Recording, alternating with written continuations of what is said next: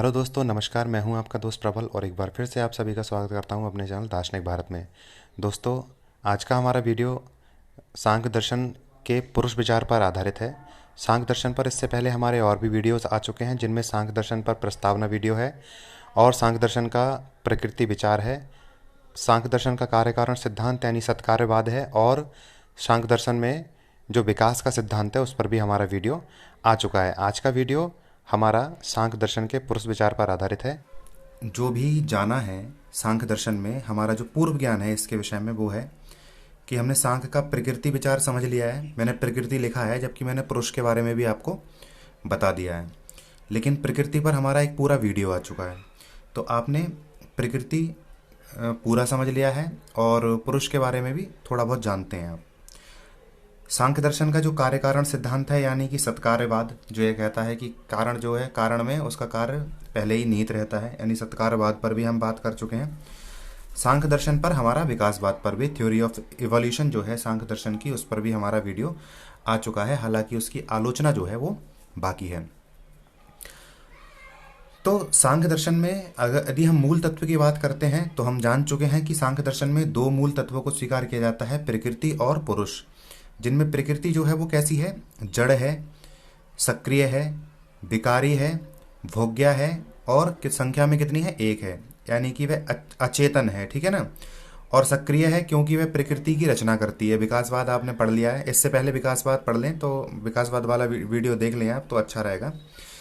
विकारी है यानी अपने परिवर्तित रूप, यानी कुछ उत्पादित करती है ना। भोग्य है क्योंकि पुरुष जो है वो इसका भोग करता है ना। और संख्या में एक है। पुरुष जो है, पुरुष के बारे में हमने ये जान लिया है कि पुरुष चेतन है, निष्क्रिय है। निष्क्रिय इसलिए क्योंकि प्रकृति की रचना में वो प्रत्यक्ष रूप से, जैसे यानी वह कुछ उत्पादित नहीं करता है, केवल सानिध्य उसका मिलता है, तो वह निष्क्रिय कहा गया है ना। अविकारी है क्योंकि कुछ भी उत्पन्न नहीं करता। भोक्ता है क्योंकि प्रकृति का भोग करता है। और संख्या में यह कितने माने गए हैं? अनेक।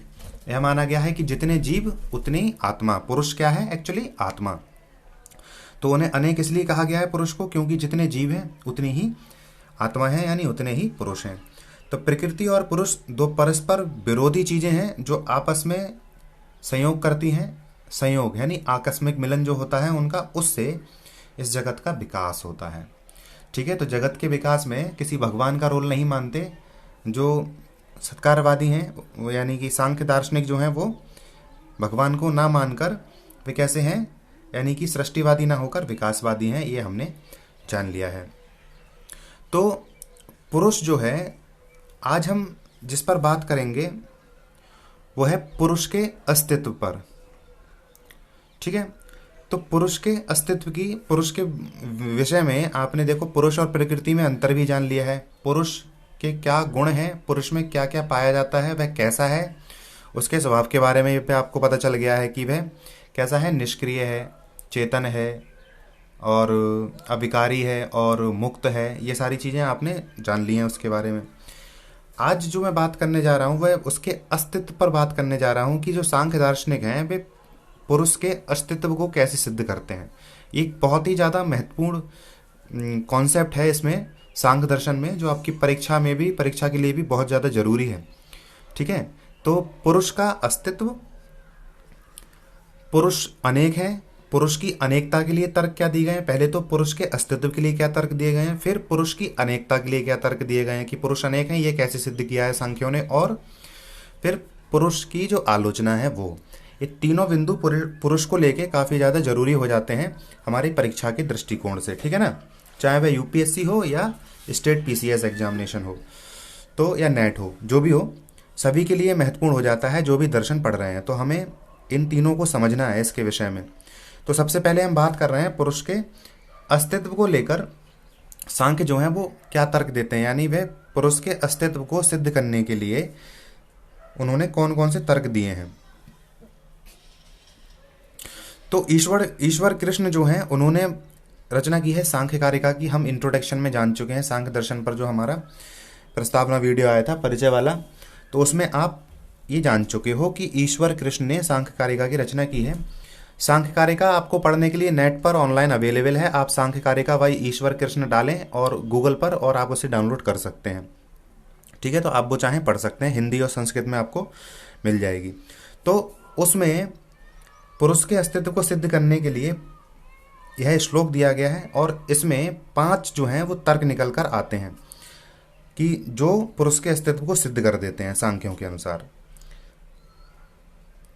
संघात परार्थ तत्वात् त्रिगुणादि विपर्यात अधिष्ठानात् पुरुषोस्ति भोक्तृभावात् कैवल्यार्थ प्रवर्तेश्च, है ना। ये एक श्लोक है, इसमें 5 तर्क निकल के आते हैं कि संघात परार्थ, है ना, त्रिगुण आदि विपर्याय, अधिष्ठान और भोक्तृ भावात और कैवल्यार्थ प्रवर्तेश्च। तो ये 5 तर्क इससे निकल के आते हैं कि 5 तर्कों द्वारा जो हैं, जो ईश्वर कृष्ण है वो पुरुष के अस्तित्व को इन 5 तर्कों द्वारा सिद्ध करते हैं। यहाँ पर आपको जान लेना बहुत ज़्यादा जरूरी है कि ये जो तर्क हैं ये एक्चुअली में अनुमान है। क्या है? ये जो तर्क हैं अनुमान नहीं है, मतलब वे अनुमान के द्वारा पुरुष की सिद्धि करते हैं। किसके द्वारा? अनुमान प्रमाण के द्वारा। यहाँ कौन से प्रमाण का सहारा लिया गया है? अनुमान के द्वारा। तो जिसको सिद्ध, जो इन्हें जो साध्य है इसमें वो है पुरुष का अस्तित्व, इन्हें सिद्ध करना है। और जो हेतु हैं वो हेतु ये 5 तर्क हैं, इनकी सहायता से वे इन्हें सिद्ध करने का प्रयास यहाँ पर कर रहे हैं। ठीक है, तो हम इनमें से प्रत्येक को एक एक करके समझते हैं कि कैसे पुरुष का अस्तित्व सिद्ध होता है। सबसे पहली बात आती है संघात परार्थ तत्वात्, है ना। इसका कहने का अर्थ यह है कि जो संघात हैं, संघात का अर्थ क्या होता है? संघात उन्हें कहा जाता है जो कुछ चीज़ों से मिलकर बनी होती हैं, यानी जो अवयवी होती हैं। तो संघात जो हैं यानी कि संसार की जो वस्तुएं हैं उनको संघात शब्द से प्रयोग किया गया है। यहाँ कहने का सीधा अर्थ यह है कि जो संघात हैं यानी कि जो वस्तुएं हैं वो किसके लिए हैं? दूसरों के लिए होती हैं। तो सांख्यों के अनुसार संसार की सभी वस्तुएं जो हैं उनका अस्तित्व किसी न किसी के उपभोग के लिए होता है। सही है। तो जो भी जड़ पदार्थ उपस्थित है ना, और उपभोग करने वाला कैसे हो सकता है? कोई चेतन शक्ति या चेतन जीव भी हो सकता है ना। क्योंकि संघात जो है यानी सांसारिक वस्तुएं जो हैं वे तो जड़ हैं, प्रकृति स्वयं जड़ है। तो प्रकृति स्वयं तो अपना भोग करेगी नहीं क्योंकि वह जड़ है, तो उसे भोग करने के लिए कोई चेतन चीज चाहिए, है ना। तो प्रकृति यानी कि संसार जो है वो तो कैसा है? भोग्या है, यानी भोग किए जाने वाला चीज है।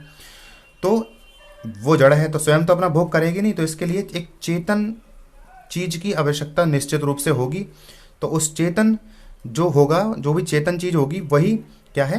पुरुष है। ये एक अनुमान हुआ, है ना, कि जड़ प्रकृति जो है वो जड़ है और स्वयं अपना भोग नहीं कर सकती, और संसार की सारी वस्तुएं जो होती हैं यानी संघात जो होते हैं वो किसके लिए होते हैं? किसी के उपभोग के लिए ही होते हैं।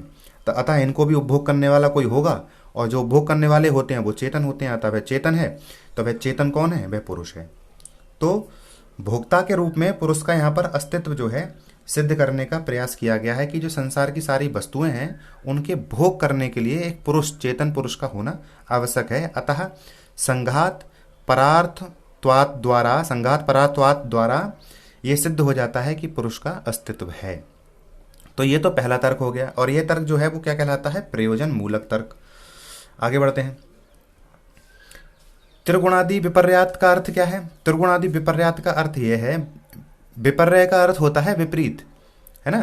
तो चीजें जो हम देखते हैं संसार में वो 3 गुणों से हमने बताया था, सत्व, रजस और तमस। ये 3 गुण जो हैं वो संसार की सभी वस्तुओं में पाए जाते हैं, है ना।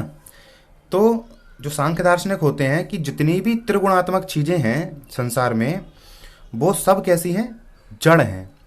सारी चीजें कैसी हैं? जड़ हैं। और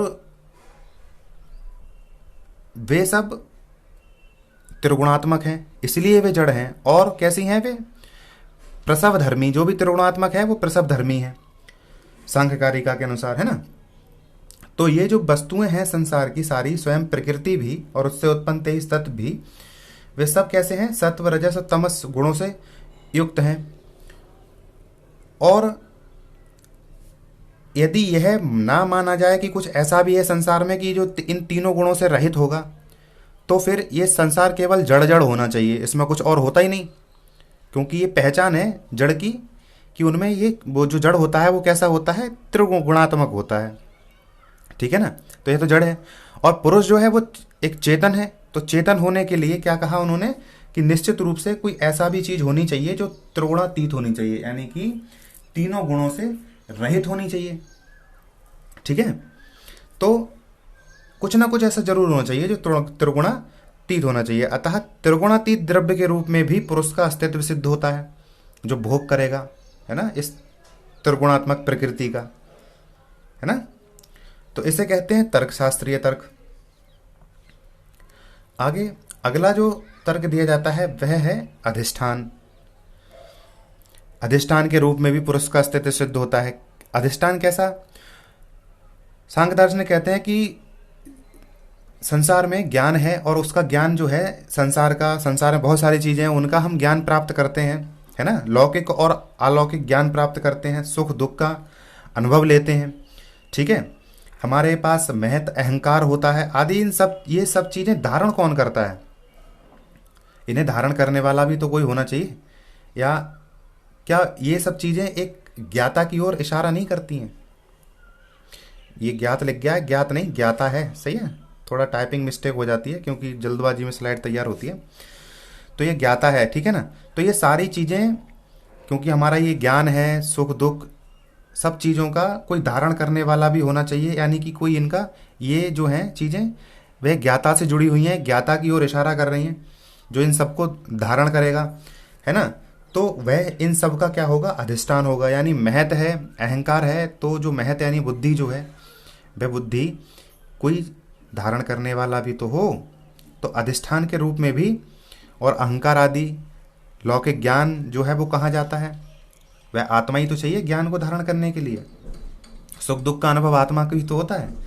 तो इस रूप में भी लौकिक ज्ञान या सुख दुख के रूप अनुभव आदि का के रूप में भी एक आत्मा की, यानी कि एक पुरुष की जो है उसका अस्तित्व सिद्ध हो जाता है कि ऐसा भी कोई होगा निश्चित रूप से। ये देखो अनुमान चल रहा है और कुछ नहीं है, ठीक है, अनुमान है। ये अनुमान प्रमाण की सहायता से सिद्ध करने का प्रयास किया जा रहा है पुरुष के अस्तित्व को। तो इसे कहते हैं सत्तामूलक तर्क। दूसरी ओर एक बात और होती है कि संसार में जो चेतन चीजें, हम जड़ चीजें जो देखते हैं, जिसमें हमारा शरीर भी सम्मिलित है, ठीक है, यानी कि वो जो होती हैं जड़ चीजें जो होती हैं वो त्रिगुणात्मक होती हैं, ठीक है। तो इन त्रिगुणात्मक चीजों को चलायमान करने वाला, ये सब चीजें हम देखते हैं कि जीव हैं, जंतु हैं, 3 स्तर पाए जाते हैं जीवों के, है ना। देवता, सांख्य में देवता और मनुष्य और पशु, जीवों के ये 3 स्तर बताए गए हैं। तो इन तीनों स्तर में आत्मा है ना, इनमें पुरुष है। तो लेकिन ये जड़ शरीर भी धारण करते हैं, तो इनके जड़ शरीर को क्रियाशील करने वाला भी तो कोई होना चाहिए। जैसे कि एक रथ होता है, अब रथ को देखते हो, रथ का उदाहरण दिया गया है। तो रथ को चलाने के लिए एक चेतन शक्ति चाहिए होती है सारथी के रूप में। रथ तो जड़ है, लेकिन रथ को चलाने के लिए एक चेतन शक्ति चाहिए, यानी सारथी चाहिए। तो वैसे ही शरीर को भी चलाने के लिए, यानी कि हमारी बुद्धि यानी महत, और क्या नाम है ये हमारा शरीर, इन आदि को चलाने के लिए, क्रियाशील करने वाला, इनको चलायमान करने के लिए भी तो कोई आत्मा चाहिए। तो इसका भी कोई अधिष्ठान चाहिए। तो अधिष्ठान के रूप में भी आत्मा की यानी पुरुष की सत्ता जो है, अस्तित्व जो है सिद्ध हो जाता है। अगला जो है कि वह भोक्ता के रूप में भी इसका अस्तित्व सिद्ध होता है। वो ऐसे होता है, मैं आपको पहले बता चुका हूं कि भोक्ता के रूप में ऐसे हो जाता है कि सांख्य दार्शनिक जो हैं वो ये कहते हैं कि प्रकृति त्रिगुणात्मक है। और कहा अभी मैंने थोड़ी देर पहले कि जो भी त्रिगुणात्मक है वो कैसा है? अभोक्ता है, स्वयं तो भोग कर नहीं सकता, जड़ है वो। तो त्रिगुणात्मक जो है वो तो जड़ है, तो वह तो भोक्ता तो नहीं हो सकता। स्वयं जड़ चीजें अपना भोग कैसे कर लेंगी, है ना। तो वह स्वयं अपना भोग नहीं कर सकती, प्रकृति जो है स्वयं अपना भोग नहीं कर सकती। लेकिन प्रकृति फिर भी बहुत कुछ उत्पन्न करती है। तो निश्चित रूप से इस सारी चीजों को भोग करने वाला भी कोई होता होगा, है ना, एक भोक्ता भी होता होगा। एक प्रकृति तो भोग्या है ना, वह तो भोगार्थ है। और भोक्ता कौन है? तो भोक्ता के रूप में भी एक कोई ना कोई होगा, कोई। और जो भोक्ता होगा निश्चित रूप से कैसा होगा? चेतन होगा, क्योंकि चेतन व्यक्ति ही इनका उपभोग कर पाएगा, या चेतन सत्ता ही इनका उपभोग कर पाएगी। दूसरी बात ये होती है कि प्रकृति से मिलने वाले जो सुख दुख, जब इसके संपर्क में पुरुष आता है, इनसे सुख भी मिलता है, इनमें से बहुत सारी चीजें होती हैं, कुछ दुख देती हैं, कुछ मोह देती हैं। प्रकृति में वो चीजें सुख देती हैं जिनमें सत्व गुण अधिक होता है, जिनमें रजस अधिक होता है वो दुख देती हैं, और मोह तमस से आप कह सकते हो, है ना। तो ये जो सुख दुख आदि के जो हैं, इनका भोग करने वाला भी तो कोई ना कोई एक चेतन भोक्ता निश्चित ही होगा। यानी प्रकृति क्या पागल थोड़े ना है जो इतना सब कुछ उत्पन्न करेगी बिना किसी उद्देश्य के, यानी बिना किसी के लिए। तो निश्चित रूप से इनका उपभोग करने वाला भी प्रकृति को पता होगा कि कोई इनका उपभोग करने वाला है, तभी ये सब चीज़ें मैं उत्पन्न कर रही है। तो प्रकृति के भोक्ता के रूप में भी जो है पुरुष का अस्तित्व जो है वो सिद्ध हो जाता है। इसे कहते हैं नीति शास्त्री तर्क। एक बात और बताऊं, आप ये देखोगे कि ये सारे तर्क जो है ना, जब परीक्षण की कसौटी पर आएंगे तो ये सारे तर्क जो हैं लगभग गलत सिद्ध हो जाएंगे आलोचना में। ये तो उनका अपना मत है, ठीक है। हम जब आलोचना करेंगे तब आप देखेंगे इस चीज के लिए। तो अगला जो मैंने बताया था उनके श्लोक में क्या कहते हैं वो, कि जो कुछ ऐसा भी होना चाहिए जिस कैवल्य यानी मोक्ष की प्राप्ति के लिए प्रवृत्त हो, यानी उसकी इच्छा रखने वाला हो, है ना, जिसकी प्रवृत्ति हो मोक्ष की प्राप्ति के लिए। अब सांख्य के दर्शन में, सांख्य दर्शन में त्रिविध दुखों की बात करते हैं, त्रिविध, है ना, आदिदैविक, आदि भौतिक और आध्यात्मिक। ये 3 प्रकार के, इन पे मैं अलग एक वीडियो बनाऊंगा ताकि आप उन्हें अच्छे करके समझ पाएँ। वो भी एक अच्छा कॉन्सेप्ट है और आपके सांख्य दर्शन में आपको पढ़ने को ही मिलेगा, और मैं एक वीडियो में उसे डिस्कस कर चुका हूँ काफ़ी अच्छे से। तो आप देखें, पता करें कौन सी वीडियो में है, या मैं बता दूंगा आपको यदि आपको जानना हो तो, ठीक है। तो सांख्य के अनुसार मोक्ष की, वहां पे देखिए सांख्य में एक मोक्ष की अवधारणा दी गई है, मोक्ष, ठीक है। तो प्रकृति जो है वो त्रिविध दुख देने वाली है। 3 प्रकार के दुख जो हैं वो यहाँ पर उपलब्ध रहते हैं इस जगत में, ठीक है, जो आपको मैं बता चुका हूँ। तो इन 3 दुखों से, यानी मोक्ष से, जो ध्यान रखें ये किसका मत है, ये ईश्वर कृष्ण का मत है। ये उन्होंने तर्क दिया है, तो उन्होंने ये कहा है कि कोई निश्चित रूप से कोई ना कोई ऐसा भी होगा जो यहाँ पर कैवल्य प्राप्ति के लिए प्रवृत्त होगा, समझे, कोई ऐसा होना चाहिए। अब यहाँ पर 2 चीजें हैं, एक तो जड़ प्रकृति है जैसा कि मानते हैं, ठीक है, और दूसरा वो मानते हैं जिसका अस्तित्व सिद्ध कर रहे हैं, वो है पुरुष, ठीक है। तो वो ये कहते हैं कि कैवल्य की प्राप्ति के लिए भी कोई ना कोई यहाँ पर प्रयासरत होने वाली चीज होनी चाहिए, क्योंकि प्रकृति जो है और उससे उत्पन्न सारी चीजें तो जड़ हैं। वह किसी चेतन, आपने देखा, वह किसी चेतन चीज को उत्पन्न नहीं करती, जड़ चीजों को उत्पन्न करती है ना प्रकृति। तो और जो चीजें हैं भी, जैसे इंद्रियां हैं, तो वे भी तब तक निरर्थक रहती हैं जब तक कि वे पुरुष के संपर्क में ना आए, ठीक है। तो जैसे मन आदि जो हैं वो तब सक्रिय होते हैं जब उनके पास, उन्हें पुरुष का सानिध्य मिलता है। जैसे बुद्धि होती है, तो बुद्धि भी तब तक जड़ है जब तक पुरुष का, उसमें पुरुष जो है उसे प्रकाशमान ना करे, तो पुरुष का सानिध्य उन्हें ना चाहिए होता है। तो पुरुष इनका अधिष्ठान है इन सारी चीज़ों का, इन्हें सक्रिय बनाने वाला है, ठीक है ना। पुरुष के बिना ये निरर्थक हैं, इंद्रियां जो हैं वो भी निरर्थक हैं। तो अब कैवल्य की इच्छा रखने वाली जो चीज होगी, जड़ तो हो नहीं सकती जैसी प्रकृति है, तो प्रकृति को कैवल्य प्राप्ति की इच्छा होगी नहीं। तो कैवल्य की प्राप्ति के लिए कोई ना कोई निश्चित ही चेतन शक्ति जो है, या चेतन सत्ता जो है वो प्रयासरत होगी, और उस चेतन सत्ता के रूप में मोक्ष की प्राप्ति के लिए जो प्रयासरत है, यानी मोक्ष की प्राप्ति के लिए जो प्रवृत्त है, ऐसे के रूप में एक पुरुष की सत्ता जो है, वो पुरुष का अस्तित्व जो है वो सिद्ध हो जाता है, ठीक है। तो यहाँ पर एक ऐसा भी कुछ होना चाहिए जो मोक्ष प्राप्ति के लिए प्रयासरत है, त्रिविध दुखों से, त्रिविध दुखों की निवृत्ति से, निवृत्ति चाहता है जो है ना, ऐसा भी कोई होना चाहिए, है ना।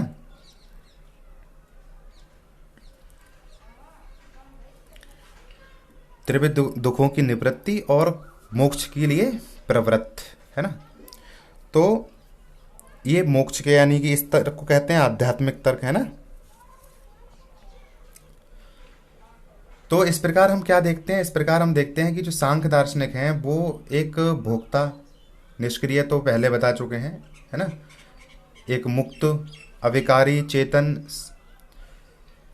है ना, और संख्या में अनेक। ये संख्या में जो अनेक की बात कही है, मैंने ये गुण यहाँ बताने का प्रयास किया है। मैंने यहाँ संख्या में अनेक इसलिए लिख दिया है क्योंकि आप देखोगे अगले वीडियो में कि पुरुष की अनेकता भी सिद्ध की है उन्होंने। जैसे यहाँ पुरुष का उन्होंने पहले तो ये सिद्ध कर दिया कि पुरुष है, पुरुष जो है उसका अस्तित्व है। अब वो ये सिद्ध करेंगे अगले वीडियो में कि पुरुष का जो पुरुष जो है वो संख्या में कितने अनेक हैं, जितने जीव उतने पुरुष, यानी जितने जीव हैं उतनी आत्माएं, है ना, ऐसे।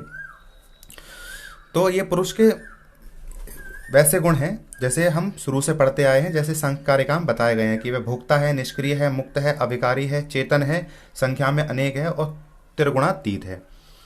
ठीक है, तो इस रूप में एक पुरुष का अस्तित्व जो है इन तर्कों से वे सिद्ध करने का प्रयास करते हैं और इस प्रयास में वो पूरी तरह से सफल नहीं होते हैं। आप आगे देखोगे आलोचना में यह चीज़ स्पष्ट हो जाएगी कि ये जो है इसके अस्तित्व को सिद्ध करने में पूरी तरह से सफल नहीं हुए हैं। चलिए, तो फिलहाल बस इतना ही इस वीडियो में, मिलते हैं अगले वीडियो में।